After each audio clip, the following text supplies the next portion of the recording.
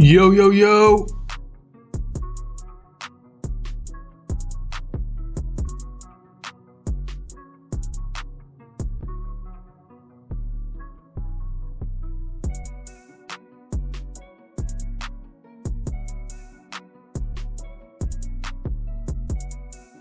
This is going to be the first step of those episodes for the fantasy contest, and we're going to be focusing on the fan team season-long contest obviously on fan team. I did drop my strategy guide in a 30-second video a few days ago. It's been showing quite a bit of love, but again, if everyone could just go over to my YouTube, click on my Twitter, click my YouTube, and watch this video here. It gives you a quick rundown of my favourite strategies, tips and tricks. I am going to run through those again now anyway. But again, yeah, we'll be going into the fantasy contest over on Fan Team. So you want to be going over to EPL Fantasy Season Game. It's a £175,000 prize pool, which is an absolutely huge amount of money. So this needs to be taken very, very seriously.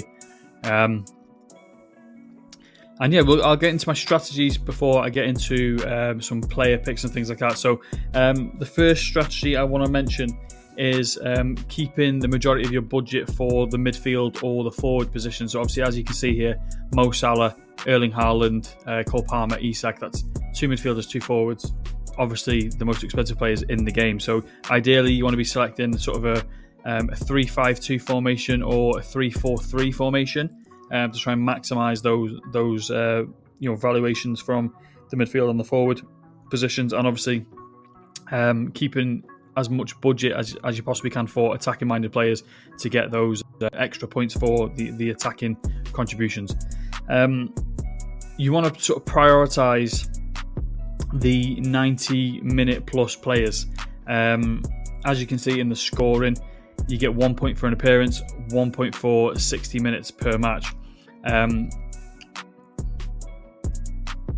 But then again, when you get to midfielders and the forwards, you get an extra point for a played full match. So it is beneficial to get the extra point by prioritising a solid 90-minute player with the higher attacking potential as well. Again, targeting set piece takers, that's a crucial one, I think. They have a higher chance at scoring penalties or free kicks, or a higher chance at assisting from free kicks and corners as well. Obviously, they're more than likely going to be a midfielder or a striker, so 5 points for a goal for a midfielder, 4 for a striker. An assist as well is worth a few points, 3 points for an assist. So those set piece takers obviously have the higher potential for an extra point. Your captain should be a person that you believe is going to return a fair amount of points. As you can see here, there's the rules. Your captain, wherever it is, it's there somewhere. Your captain is worth double points. So you want to be picking a captain who can guarantee a return on points based on matchups per week.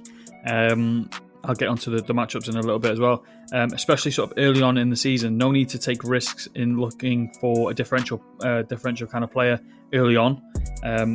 We sort of don't need to do that until the end, but getting a solid contributor that can bag a goal or two to get double points from your captain should be a priority.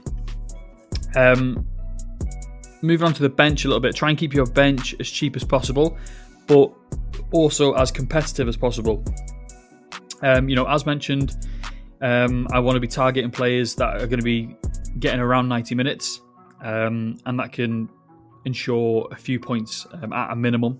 If you need to use your bench for whatever reason, obviously, I like to pick a full 15 team where I could swap in and out, players in and out, and those bench players need to be competitive. 90 minutes for each player, with obviously the attacking probabilities as well.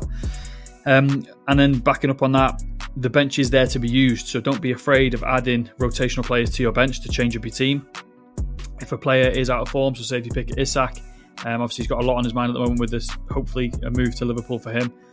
If he is slipping out of form, You could have a bench player, say Goalkeeper there, and you can swap him in and out. So don't be afraid to use your bench. Don't be afraid of adding rotational players to your bench to change up your team if a player is out of form or has a run of bad fixtures. Picking value and premium players very wisely is going to be crucial. Too many premium players will leave you with less of a budget to fill out your squad. So, for instance, if you're going to be picking Salah, Haaland, Palmer, and Isak, that takes out that's glitched. Oh my gosh! So that takes around 40,000 for each player there. For those 4 players, which isn't ideal. It's going to take out a massive chunk of your team. Obviously, you don't want to be doing that. It will leave you under budget, and it'll leave you with less of a budget to fill out your squad. Obviously, that's not sustainable throughout the season, and finding the balance between the two is crucial. With that being said, fixtures are also going to be a huge and crucial part to this contest. Pay attention to the fixture list, and obviously the strength of schedule especially for the first 10 weeks. So between weeks 1 and 10, don't base your whole team on the first 10 weeks, but it's an added factor you have to include. I think Man City have a decent run of games in the first 10. Chelsea have a decent run of games in the first 10 as well. So looking through the fixtures and things like that is going to be crucial. And then the final one is final strategy that I tend to forget about really is to have fun. Obviously, fantasy football is fun. It's obviously nice to win. It's not nice to lose, but these things are out of your hands. Obviously, you pick a team based on who you believe is going to score you a lot of points. Things like that are out of your hands. So I read a few strategy guides from a few guys that I follow on Twitter, FBL Caesar and Ballystock Sports. They both had a really, really good thread with their own strategy guide. So you can go over to my Twitter, scroll down my Twitter, and you'll find their strategy guide down here somewhere. But they were really good reads, and obviously they had their own takes on what they like to do. Huge amount of fantasy contests, weekly and daily.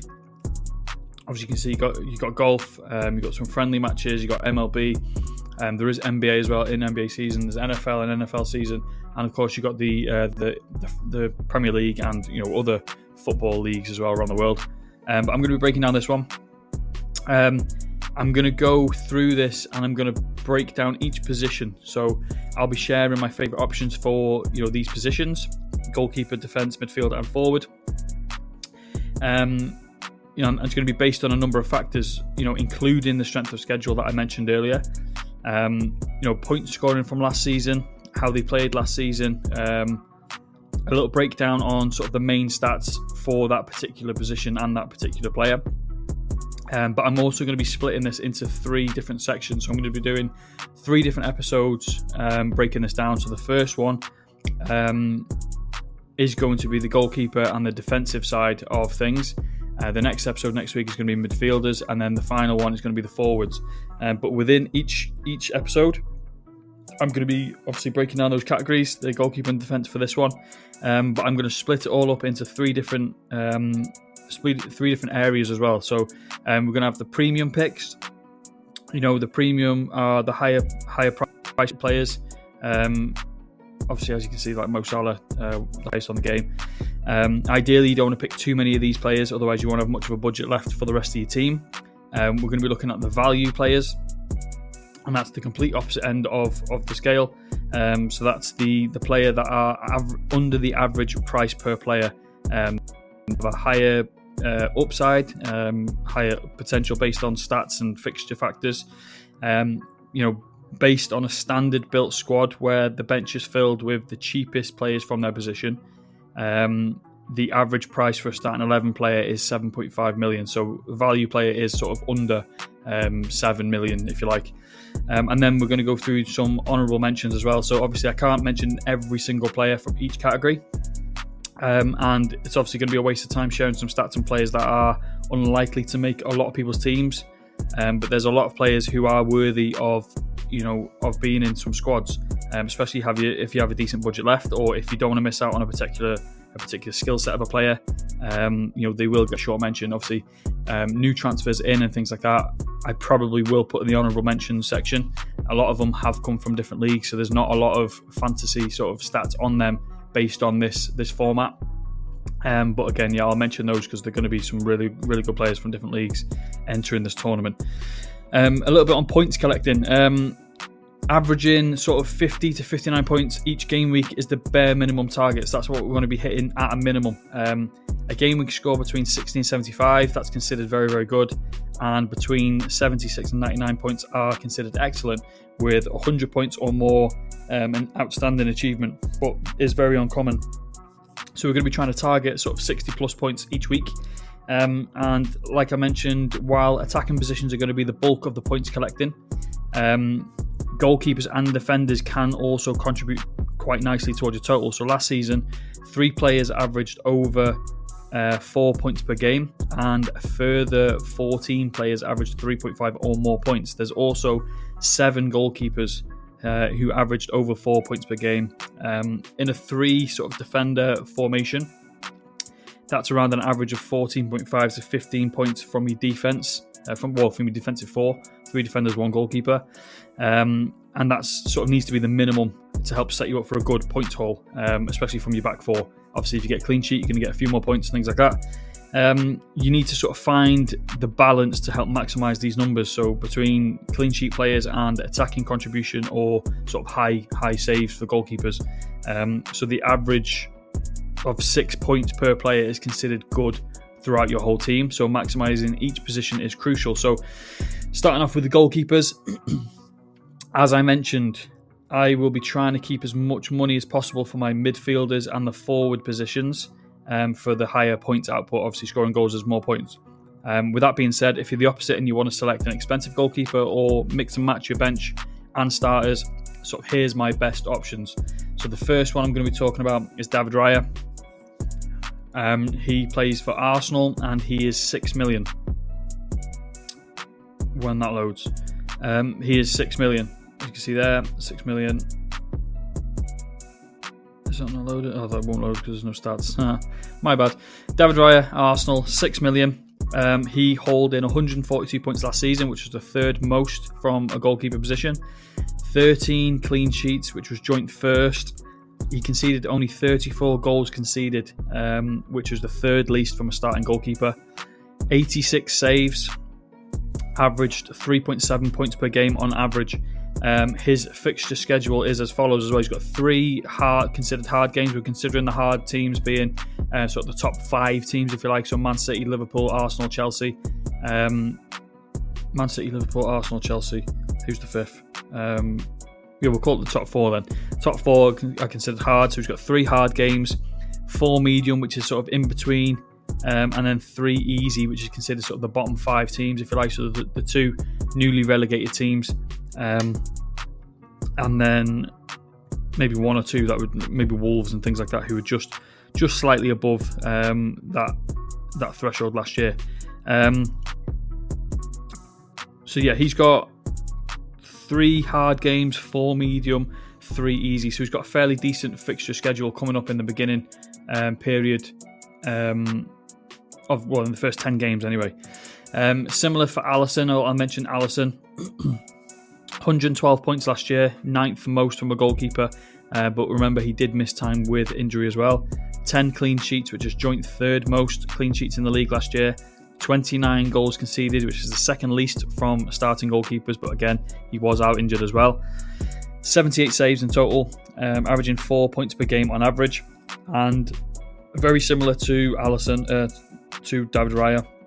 3 hard games, 5 medium, 2 easy games. I'll actually run down a few of those games. So Bournemouth, Newcastle, Arsenal are the first 3 games. So 2 hard games, 1 medium, followed by Burnley and Everton. So 2 easy games follow the 2 hard games. Moving on to more of a value pick. There's a lot of obviously goalkeepers within this area here that you could pick. I'm not going to mention any of those. I'm going to go straight down to the next page. I'm going to mention Leno. Where's Leno gone? So Leno, He actually hauled in 115 total points last year, so slightly more than Alisson. There's Leno. Right, so Leno, Fulham, and he is 4.5 million. I forgot to mention that. So he's considered a value pick. 115 total points, 8th most from goalkeepers last year, 5 clean sheets, 54 goals conceded, which obviously is on the higher end, but 110 saves, which is the 5th most in the league, averaging 3 points per game on average, and he does have a slightly harder schedule. He will play, let's have a look, 4 hard games, which are going to be followed by 4 medium and 2 easy. So he's got Brighton, Man United and Chelsea, the first 3, followed by Leeds, Brentford and Aston Villa. So yeah, again, a very mixed schedule for Leno. Moving down to my next value pick, which is going to be Alfonso Areola from West Ham. He is also 4.5 million. He hauled in 69 points last year, but he was rotated with Fabianski quite frequently. Fabianski is no longer there, so he should be the number one guy. 4 clean sheets for him, 41 goals conceded, 82 saves, which is the 15th most in the league by the goalkeepers, averaging only 2.7 points per game on average. But again, he was rotated in and out a lot last year. This year, he will be the main guy. He has a favourable starting fixture. So he starts off at Sunderland, which is considered very easy, followed by Chelsea, Forest, Tottenham, Palace, Everton, before playing a hard game against Everton, and then finishing off with Brentford, Leeds and Newcastle. So he's got a very favourable sort of matchup with 1 hard game, 7 medium and 2 easy games. So that could pay dividends in the first 10 weeks. And then after Areola, we're going to look for Kelleher. He was obviously Alisson's backup last year. He played very well in his absence, so he played 10 games in total, holding 45 points with 4 clean sheets, conceded just 12 goals, made 27 saves and averaged a league high 4.5 points per game on average. But obviously, again, he only played 10 games. His fixture schedule is very similar to everyone else, really. 2 hard games, 6 medium, 2 easy. So let's have a look who he opens up to. He opens up to Forest, Aston Villa, Sunderland, Chelsea, Fulham. So he's got a fairly decent 5 games there, to be fair. But yeah, again, 2 hard, 6 medium, 2 easy games. He is also 4.5 million, so considered a value pick as well. A few honourable mentions. Well, the only honourable mention that I'm gonna go for here is going to be Robert Sanchez. He's got very, very favourable matchup fixtures for the first 10 games, opening to where he has only 1 hard game in the first 10 games, and that's Liverpool in week 7. So he's got very good fixtures early on. Very good goalkeeper as well, decent goalkeeper, consistent save points, and he had the 6th most points from goalkeepers last year as well. So honourable mention for Rob. Trying to maximise this area of the field, being the defence, trying to keep it as low budget as possible as well, to allow for the midfield and the forward positions, which are the highest scoring players of the team. Attacking defenders are priced higher. They're going to be a premium, but there is a lot of budget friendly players that can contribute to consistent points within the defensive area. So the first one I'm going to mention is Oit-Nouri. Obviously the new signing from Wolves, and he plays Wolves in the first week as well. He scored 125 points last year, which is the 3rd most from defenders. But he is 6 million. Did I mention? He's 6 million, so he's considered a premium defender pick. 84 minutes on average. Obviously, like I said before, you want to be trying to get those full 90-minute players. Averaging 84 minutes. 7 clean sheets with Wolves, with 67 goals conceded. He finished the season with 11 goal contributions, which is the most by any defender last year. Averaged 3.4 points per game on average, and he has a favourable fixture schedule for the first 10. 2 hard games, 6 medium, 2 hard. But again, he's moved from Wolves to Man City, so those numbers should go, or the fantasy numbers should go up and the goals conceded and the clean sheets also should sort of even out, as Man City are a better team than Wolves last year. So he's a decent premium pick. He's very attacking as well. And then we're going to look at Kirkez as well. Another one moved from a Premier League team. So he moved from Bournemouth to Liverpool, and again he plays his former team in week 1. 6 million, so priced at a premium. 134 points last season, which is the third most from a defender. 87 average minutes with 9 goals conceded. 9 clean sheets, with 45 goals conceded. 8 goal contributions last year, which is top 10 in the league, averaging 3.5 points per game. Fairly decent fixture schedule: 3 hard games, 5 medium, 2 easy. But again, very attacking player, and he was at a significantly lower ranked team than the team he's currently at. Liverpool last year were one of the best teams defensively, and I'm going to mention the rock, if you like, of that team, and that's Van Dijk. Again, priced at a premium at 6 million. 143 points last season, which is the 4th most, averaging 90 minutes, 14 clean sheets, which is the most by any defender, 38 goals conceded, 4 goal contributions for himself as well, averaging 3.9 points per game on average, which is the 4th most by defenders. Again, similar to Kirkez, schedule: 3 hard, 5 medium, 2 easy, but they're the kind of numbers that you're going to be looking at for Kirkez this year. An uptick in total points with an uptick in clean sheets and a less goals conceded ratio as well.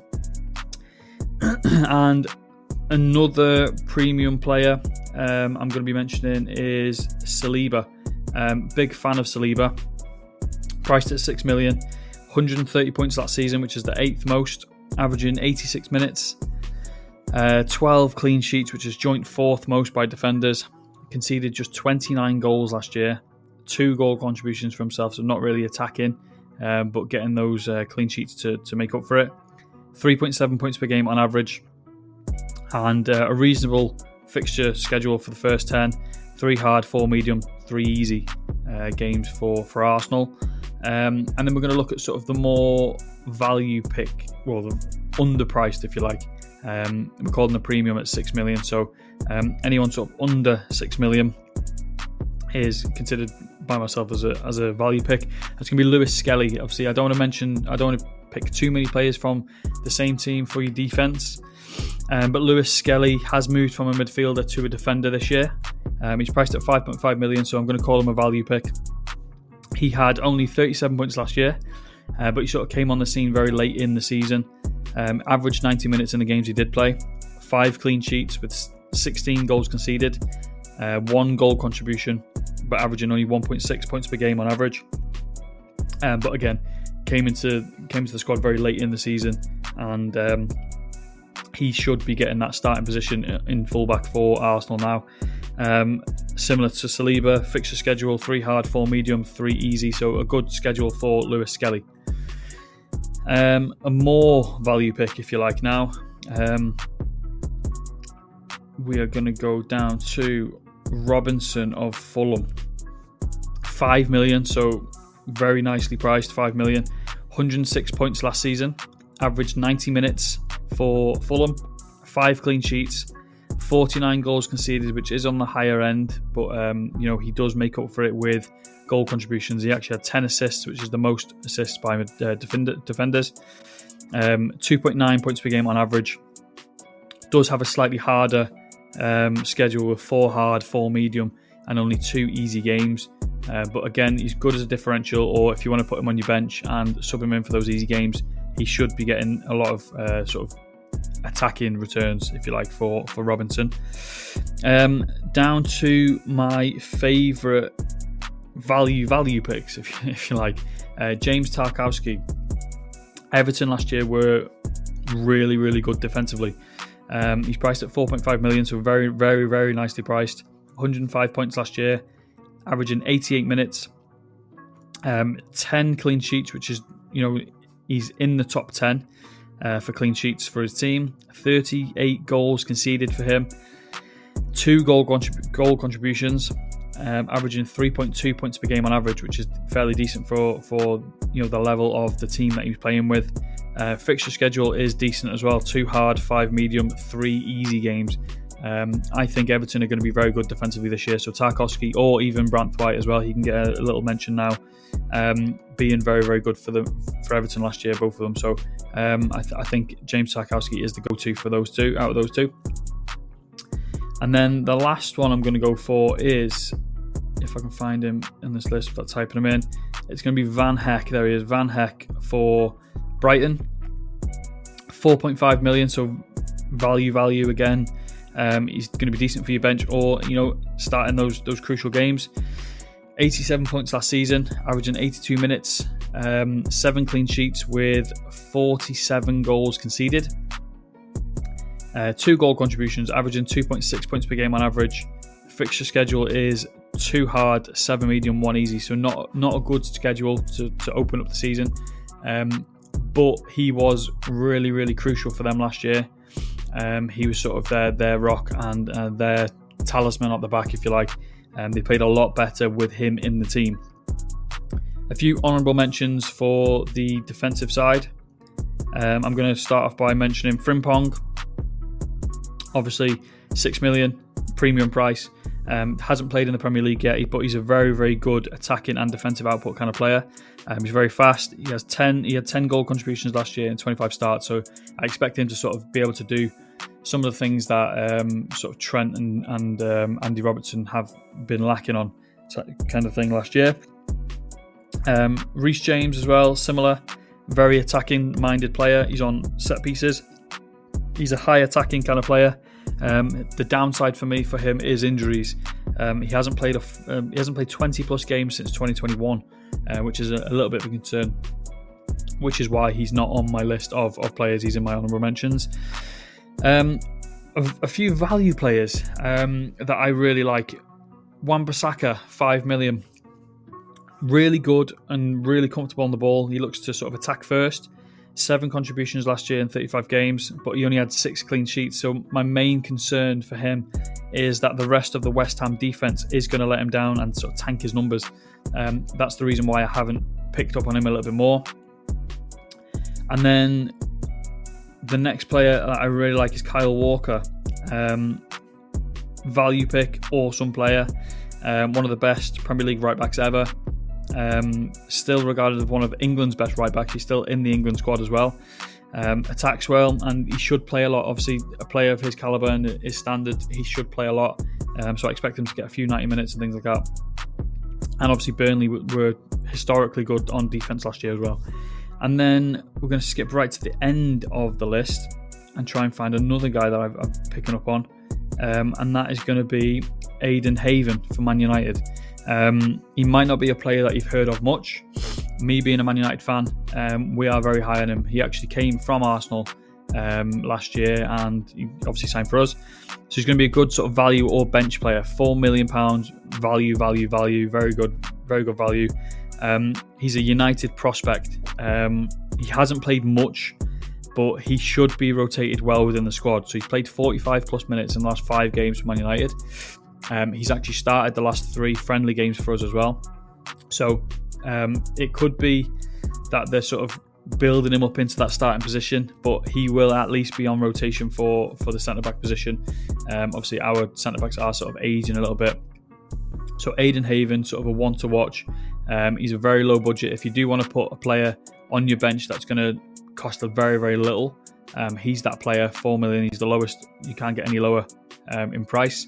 And he does have the potential to actually be a starter for Man United as well. So Aiden Haven, the final value pick for this one.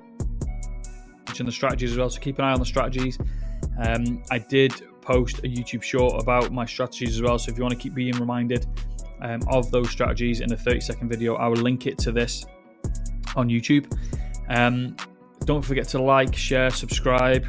Obviously, the more people that watch this, the more people I can help within fantasy football, whether that's Fan Team or the Fantasy Premier League app, anywhere and everywhere. But make sure you get this shared, like, subscribe, follow for obviously more for the rest of the positions. Midfielders will be next week Forwards will be the week after, and then the week after that will be game week 1. So I'll break down a full squad on how I'm going to be building out my full squad with strategies and things like that. But yeah, defenders and goalkeepers locked in. Appreciate everyone for listening. Nice and short, half an hour episode. Again, like, share, subscribe, get more people watching. Let me help more people win money in fantasy. And don't forget to head over to my X, Elite Wages. Follow me over there. I do post, I tweet regularly. And yeah, give me a follow. Don't be hesitant on asking some questions. And I'm going to log out and catch you later for next